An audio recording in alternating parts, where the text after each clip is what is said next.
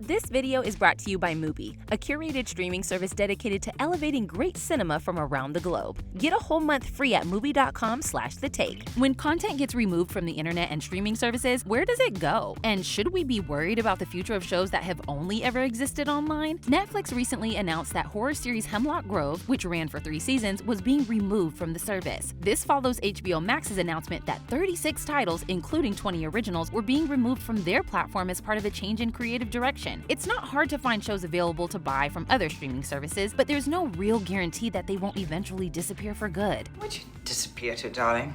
Artwork holds a reified place in our culture, but history is filled with stories of lost films, discarded manuscripts, paintings hidden beneath other paintings, and plays performed once and then never again. The difference now is that with all the technology available, and with digitization making things like storage far easier, shouldn't we be past these kinds of problems? At the same time, the internet has completely altered our entire approach to art, meaning more things could end up being lost than ever before. I've probably taped over it. Almost everything has episodes of West Wing on it. Here's our take on the thorny issue of disappearing content and the responsibility we have to keep art, like our shows and movies, alive.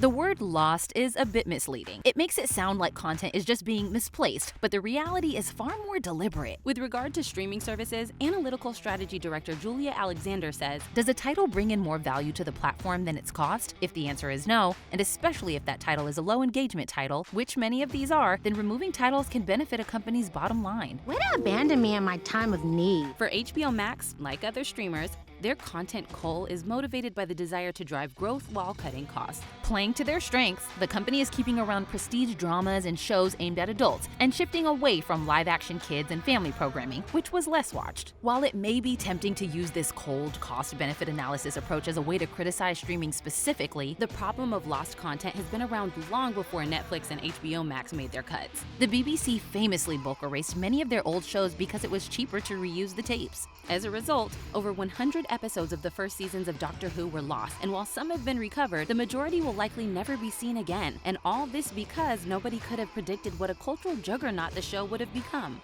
It's you. You came back. Of course I came back. I always come back. One of the most drastic cases of lost art is American silent cinema. Of the approximately 10,000 silent films made in America, only around 2,500 remain. The films were stored cheaply or even disposed of when sound films began to dominate. Old nitrate film was also very fragile, prone to catching fire or degrading. But the lack of care afforded to these silent films and those old BBC shows is a result of the same short-term thinking that streamers are exhibiting now. The problem with turning art solely into a numbers game is that you do end up losing things that have great cultural value, and it can be hard to predict a piece of art or entertainment's future impact. A movie that was essentially ignored by audiences when it first came out became such a popular film. Talk about second chances. Even if a film isn't a complete masterpiece, it may still have historical value or be evidence of an artist developing. Horror movie His House is another Netflix original due to be removed in the UK and globally in the near future. And while it does exhibit some hallmarks of a first-time filmmaker, it's still clearly coming from an original voice putting a fresh take on the haunted house genre. Don't get your hopes up. They will send you back to die. For new directors to develop now, they need to be nurtured. That means supporting and platforming their work even if it doesn't make immediate financial sense to do so. Great content will always be found on Mubi. This month, Mubi is exclusively showing Decision to Leave, the new South Korean romantic crime drama from master director Park Chan-wook that The Atlantic is calling this century's first great erotic thriller. The film follows a seasoned detective who unexpectedly falls for his beautiful suspect while investigating her husband's suspicious death. The film landed Park the Best Director award at Cannes, and it is South Korea's official entry to the 2023 Oscars. It's one of the must-see movies of the year. And as a special gift to our viewers, Mubi is offering 30 days free. Just click the link in the description below to stream Decision to Leave and so many other great films. These days, with endless content coming and going, it can be overwhelming to figure out what to watch next. Subscribing to Mubi completely fixes that. Their team of curators handpicks every film they feature, so there's always something new to discover. They love movies as much as we do, so their recommendations are always top-notch. Click the link in the description below to get 30 days of Mubi now. Even when we do want to preserve content digitally, doing so has proven to be a serious challenge. It's often said that what goes online stays online. Internet is for eternity. But recently, that assumption has been proven to be false. In 2019, MySpace lost all content that had been uploaded to the site prior to 2016, including 50 million songs from 14 million artists. So what? MySpace, Friendster, they both died. There was a time when BuzzFeed was one of the biggest media companies in the world. However, as its influence has waned, the specific brand of easily digestible, list-based content that frequently pulled in images and GIFs from other sources has gone out of fashion. So now, if you scan through old BuzzFeed articles, it's like looking through a digital graveyard, with many of the images used throughout being offline. Digital preservation is actually a much more complex issue than it seems. Software developer Hassam Abdulmalik cites the fragility of storage media, the rapid evolution of technology, lack of funding, security and privacy concerns, and unclear ownership rights over digital information as major challenges that need to be overcome. The internet is very busy. And when it comes to art, there's a financial burden of preservation as well. Back in 2007, film preservationist Milton Schefter warned that given storing films digitally was so much more expensive, over $200,000, versus storing actual film at a measly $486, the industry would be sent back to the early days, when they showed a picture for a week or two and it was thrown away. Storage isn't the only thing that makes preservation a costly process. Streaming services have to pay for the rights to keep shows and movies on their service. Netflix is currently paying an estimated $100 to $250 million for blockbuster movies and $300 to $500 million for popular TV shows with multiple seasons. And even when a streaming service owns a show or film outright, that doesn't mean it's free for them to keep around. There are residuals to pay to the cast and crew. HBO Max will reportedly save over $100 million annually from its most recent culling. And the days where shows like Family Guy and Futurama can be canceled, air reruns on another network, then brought back to life based on successful residual numbers is a long and gone process. Another major challenge is more of an ethical one than a technical or financial one, driven by the fact that data centers consume massive amounts of energy and electricity and contribute to our growing global CO2 emissions. We're generating more data now than ever before, and that will only continue to increase. Some companies have been trying to combat this problem, like Microsoft, who recently experimented with underwater data storage off the coast of the Orkney Isles in Scotland, which is powered by 100% renewable energy.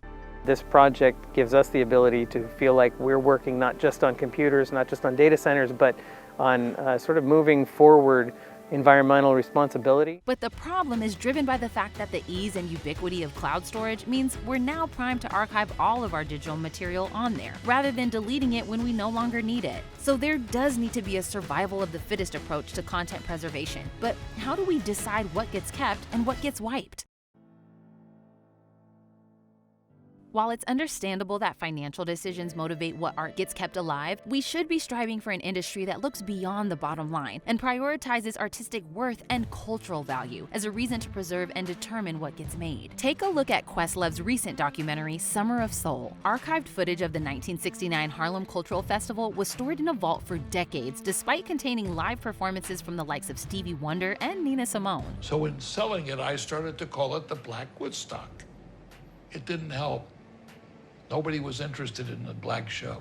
It would take over half a century for the footage to get seen, and only because society had moved on so much in that time. Thankfully, Questlove stepped up as a director and musical historian with enough influence to get that footage. But in piecing it together, he not only shines a spotlight on an event that otherwise would have been forgotten, he uses it to make the point that people need to fight to keep these histories alive, because otherwise, they will be forgotten. We hold these truths to be self-evident that Black history is going to be erased. This spirit is what drives Martin Scorsese's Film Foundation project. Set up in 1990, it focuses on preserving films from underdeveloped film industries and countries that may not have the means to preserve their own cinema. So again, there may not be a financial motive, but there is undeniably a valuable cultural and historical one. Because were it not for the Film Foundation, we could potentially lose entire cinematic cultures.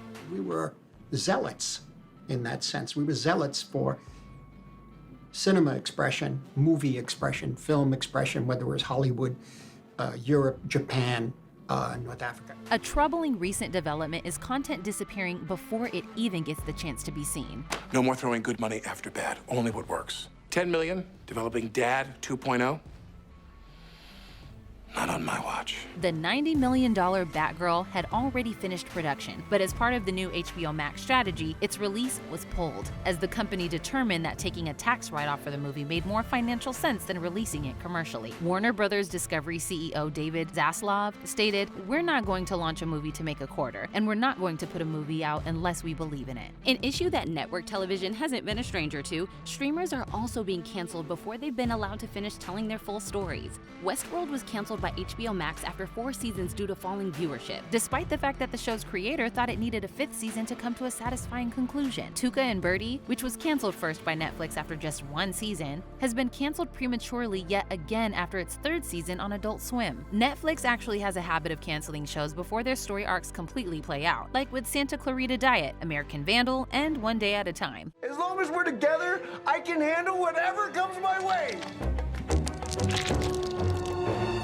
Once again, this ignores the potential cultural impact that these shows and movies could have. Batgirl would have been the first superhero movie helmed by an Afro-Latina actress in Leslie Grace. Latinx-led family sitcom Gordita Chronicles was another victim of the HBO Max programming shift, despite the fact that there's a great need for more Latinx representation in television. This practice could also have a far more damaging psychological impact on creators who may now feel as if it doesn't matter how much work goes into a movie, when the plug could be pulled at the last minute. What's the reputation of both the writers, the directors, the lead actress, the other actors in it, that gets rubbished. We should instead be encouraging artists to take risks, because that's often when we get some of our most celebrated art. 2011's The Artist took a huge risk by putting out a silent film in our modern era, and was met with critical acclaim and the Academy Award for Best Picture. If Disney had listened to critics, who were doubtful that anyone would pay to sit through a 90-minute cartoon, we may have never gotten our first American animated feature film, Snow White and the Seven Dwarfs. Money might be easier to analyze, but ultimately, it's impossible to know the true value of a piece of work until after it's been released. Making calls based on artistic merit, cultural value, and potential long-term influence are all subjective, and trickier than making a purely objective call based on a balance sheet. But by prioritizing things this way around, we can create a more interesting ecosystem that encourages experimentation, nurtures new and diverse talent, and generally comes with more pros than it does cons. He was the one true talent behind the greatest artist